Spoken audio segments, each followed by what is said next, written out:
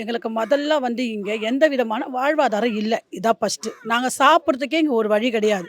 முன்னெல்லாம் வந்து பார்க்கும்பொழுது இங்கே நிறைய குப்பைங்க கொட்டிட்டு போயிருப்பாங்க. டன் கணக்கில் வந்து குப்பை லாரி வந்து இங்கே வந்து இப்போ தான் வந்து குப்பைமேடு அந்த கொடுங்கியூர் குப்பைமேடு இருக்குங்கள, அந்த குப்பைமேடு வந்து அப்போல்லாம் வந்து அங்கே கிடையாது. இங்கே தான் கொட்டுவாங்க. ஒரு 4 வருஷத்துக்கு முன்னாடி ஃபுல்லாக அந்த குப்பை மூடை சுற்றி தான் எங்கள் உள்ள அகதி மாதிரி வீடு இருப்போம் நாங்கள். அப்போது எங்களுக்கு என்ன ஆகும், அந்த குப்பைங்கள் இருக்கிற அந்த நாற்றத்தெல்லாம் நாங்கள் சுவாசிப்போம் 1. 2வது வந்து பக்கத்துலேயே சுடுகாடு. எங்கள் வீட்டுக்கும் சுடுகாட்டுக்கும் ஒரே ஒரு அடி தான். மிஞ்சி போனால் 2 அடி. அப்புறம் இங்கே கொளுத்துவாங்க. கொரோனா டைமில் நிறைய பணங்கள் வந்து நிறைய பேர் அடிக்கடி எவ்வளோ பேர் செத்துட்டாங்கல்ல. அப்போ வந்து கொரோனாவில் வந்து யாரையும் வந்து புதைக்கக்கூடாது, எரிக்கணும்னு. எரிக்கணும்னு சொல்லும்போது அப்போ என்ன ஆயிடுச்சு, எல்லாருமே ஒரு நாளைக்கு 10 சாவு வரும். அந்த விதமான பொல்யூஷன் நாத்தம். 2வது இந்த சுற்றிலும் குப்பைங்க கொட்டி வச்சு, அந்த குப்பைங்கள பொறுக்கி தான் எங்கள் ஜனங்க சாப்பிடுவாங்க. சாப்பிட்றதுக்கே வழி இல்லாத அவ்வளோ ஒரு போராட்டத்து மத்தியில் நாங்கள் இங்கே வாழ்ந்துன்னு இருக்கிறோம். அப்புறமேட்டு வந்து பசங்களுக்கு, குழந்தைங்களுக்கு, சின்ன சின்ன குழந்தைங்களுக்கு முதல்ல போயிட்டு பாத்ரூம் போகிறதுக்கு ஒரு பாத்ரூம் கிடையாது. நாங்கள் போய் இங்கே இது ரயில்வே இடம் இருக்குது பாருங்கள், முள்ளுச்செடி. அந்த முள்ளுச்செடியில் போய் எல்லாம் கழிப்பிடம் போய் கழிப்பாங்க. அந்தளவுக்கு ஒரு பாத்ரூம் வசதி கிடையாது. நாங்களாக ஏற்படுத்தின அந்த தண்ணி எல்லாம் போட்டு எங்களுக்கு குடிக்க மாட்டோம். தண்ணி நாங்களே காசு செலவு பண்ணி தண்ணி போட்டுக்கணும். இல்லை அந்த தண்ணி கூட இல்லைன்னா சுத்தமாக எங்களுக்கு இங்கே வாழவும் முடியாது.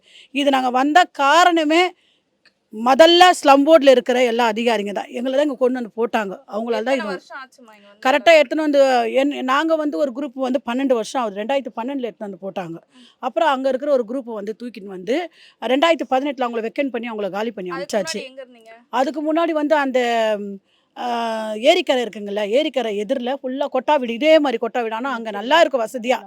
அந்த கொட்டா வீடை வந்து காலி பண்ணி எடுத்துன்னு வந்து இங்கே போட்டாங்க. அதில் வந்து நிறைய பேர் சொந்த வீட்டுக்காரங்க வாடகை. ஆனால் அந்த கொட்டாவில் இருக்கிறவங்க எல்லாருமே யாரும் வரல. கொட்டாவில் இருக்கிற யாருமே வரல. அவங்கவுங்க வாடகை எடுத்துன்னு போயிட்டாங்க. அவங்க கொடுத்த 8000 ரூபாய் வச்சுக்கின்னு. ஆனால் வாடகைக்கு தங்கினவங்க அப்படியே இருந்தாங்க. 900 வீடு இதில் இருந்துச்சு. அவங்களுக்கு 700 வீடு கிட்ட அப்படியே கொடுத்தாங்க. அப்புறம் கொஞ்சம் கொஞ்சமாக கொடுத்து ஒரு 50 வீடு அப்படியே தங்கிடுச்சு. 2வது வந்து கேபி பார்க்கில் வந்து வீடு இடித்தாங்க.